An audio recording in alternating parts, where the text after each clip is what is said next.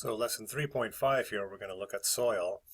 And like seeds, having the right soil is really crucial to getting a good product. You can grow microgreens hydroponically, aquaponically. You can use hemp mats, different fabrics. My focus is on growing in soil, so I won't cover those things here, but we'll add some addendums in the future to look at some options there. And after seeds, yeah, soil is definitely the next critical component of a healthy crop. So this is a quick look at the first soil that I ever used, and really often soil is based on what's available or what you know is available. So this was a sand compost mix that I used. It was 3 parts sand to 1 part compost. It grew things pretty well, but it was a really heavy mix and a bit of a challenge. I also wanted to avoid using peat as the main soil component, which is very typical in agriculture. But over time, I did shift to a peat-based soil with a combination of peat and coir. Here you can see a load and my helper there just after getting a load of soil in. So yes, soil is crucial because it's the medium that's going to support growth of your crop over a very short period of time. So let's take a look at what an ideal soil looks like when we're thinking of microgreens production. So number one is a light soil goes a long way. I say this because the sand compost mix I used in the early years, they were really heavy trays to move. Trays would break a lot. I was more likely to drop them. So it actually it's kind of just physically a lot easier. The thing with lightness is it tends to allow soil to drain because of some of the components, but we also want a soil that holds water well. So the components we use, which we'll get into next, really are chosen because of those characteristics. And then we're also using trays with holes in them to make sure that there's good drainage when we are watering. You need soil with adequate nutrition for the crop life cycle. You can add different amendments as some soils come, or you can add compost, but you're just going to want small amounts of compost, and we'll talk a little bit about that. You want something that's disease-free. This is something that is worth some conversations with your supplier about any testing they do about their inputs. I've recently been made aware of a number of microgreens recalls, and this is mid-2019, but over the last 18 months or so, there's been numerous microgreens recalls in Canada and the US regarding Listeria mono. And there's a very good chance that the soil was the source of that pathogen. So being able to test your soil to know, just like our seed, you're bringing in something that's clean, goes a long way to avoiding problems on your in your production. You need something that's affordable and readily available year-round. This might be a challenge in some areas, which means maybe at certain points when it's available, you're buying more than you can use for that period, but it's getting you through the winter. And yeah, affordability is very important. The more you buy, generally, the better price you get. But don't forget, in many cases, you might also be paying for shipping of that soil as well. You definitely want something that's pre-mixed. I've done some soil mixing in the past, and once you get into dealing with 10, 15, 20 yards of soil at a time, that's just not practical to be mixing that. So having a pre-mixed soil come to you really gives you, takes a lot of work out of things. So there's basically 4 soil components when we're looking at a microgreen soil, which would be something very similar to a potting soil. The first one is our sort of bulk material, and it's either peat moss or coir or a combination of both. And this really is our water holding component, and it's the bulk of the soil. So peat, there's a lot of Canadian peat. They are mined from peat bogs, but it's very slow going, and I wouldn't say it's a sustainable practice to be using peat. So we've tried to shift away from it. The challenge is it's still relatively easy to get, it's affordable, and it's very effective. Now, a good alternative to peat is coir, and coir is a byproduct of the coconut industry, and it's the shedded husk of coir. Now, coir is a good replacement for peat in a way that it's a good byproduct, and therefore it's not a raw resource like peat moss is. But I know there have been basically some human rights issues over countries that are producing coir, and how workers are treated, and even the potential environmental effect with using coir. I think that is changing a lot, and that's very positive.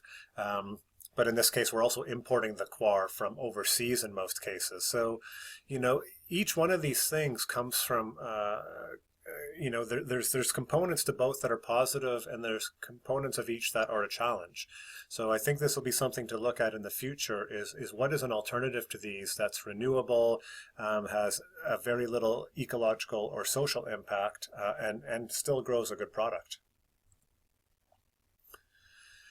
So in order to sort of keep our soil light, really help with drainage, we can use perlite or vermiculite. So both are kind of this expanded rock. It's superheated and kind of pops in a way like popcorn.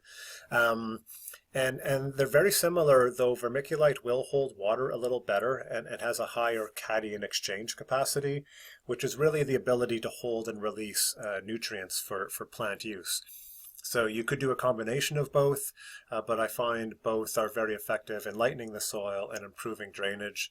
The nice thing about vermiculite in that it does hold water, it also releases it quite well. So I've done mixes with both, and you need to determine what's best for you. Part of that might be availability, part of that might also be cost. So compost is a very good nutrient source for your mix, and also adds some microbial life, and hopefully some beneficial microbial life. It's important to not add too much compost. I find this can actually lead to mold problems in soil, so you just need a tiny amount. In theory, and in practice, microgreens don't need a lot of nutrient. You can grow them in just water. I find the compost does give them a little bit of a growth advantage, and there may be some information out there now that demonstrates that a more nutritious soil gives you a more nutritious product. And this is still quite a controversial topic. My sense is that soils with good organic matter are much healthier, but yeah, not always practical when you're growing in a controlled environment. And then you might want to add some mineral additives to your soil. Lime is crucial for bringing up the pH, or lowering the acidity of a soil, especially with peat moss, which is very acidic in nature. But you might want to add other things to bring up the nutrition, like some kelp meal or some other fertilizers that help provide nutrient to the plant. This would be especially important as well if, after using the soil for microgreens, you're going to compost it and put it into your farming growing system. So that way it's sort of this flow through resource, which spends some time in the microgreen system. The microgreens use it, but don't use up the value of it in terms of sucking out all the nutrient. And then once it's composted and goes into your farm soil, it's actually being quite of benefit. So this is a good thing to keep in mind in terms of really making best use of this soil, which you are importing from off farm into your system. So in terms of what these components look like in a soil, here's a sort of overview of what kind of percentages we're looking at in a mix. So most of what we're going to have in there is our peat moss or coir. Then we're topping that up with our perlite or vermiculite, and then our compost afterwards. And compost is a tricky one to manage. Compost and soils in general have a value called electrical conductivity, or EC. And what this means is it's the soil's ability to conduct electricity. And what that comes from is the nutrient salts that exist within the soil. And the more nutrient there is in the soil, the more salts are in the soil. And while we talk about having a nutrient-rich soil, soils that have too much salt content or too much nutrient content and are very rich are actually detrimental to growth. The reason being is the salt content disrupts the water balance and can actually pull water out of the soil. And so, as an example, the reason I ended up with a 3-part sand, 1-part compost mix is because the compost that I use had an electrical conductivity of about 9 or 10, which is quite high. And on its own, the crop would barely grow. And as I started diluting it with sand, the growth got better. And it was around the 3-to-1 ratio that I got the best results. So if you have a rich compost, you want to have just a small amount in there. And as I mentioned before, you don't want to have too much, because a high compost component can contribute to mold growing when you're producing your crop. Okay, so a few other things to consider with soil. Some of these I've alluded to already.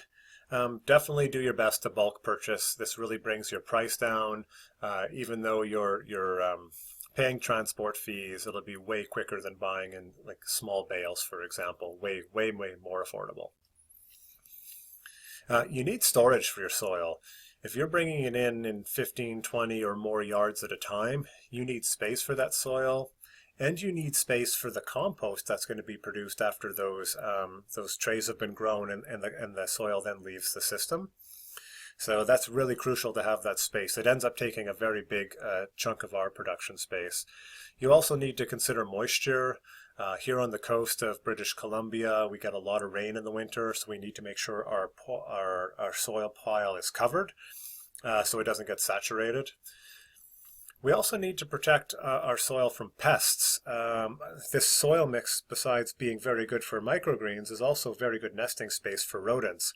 And even though we used to just bring in soil and dump it in a big container like I showed you there, what happens now is we actually bring it in these big totes with a crane truck. And this allows us to keep it off the ground.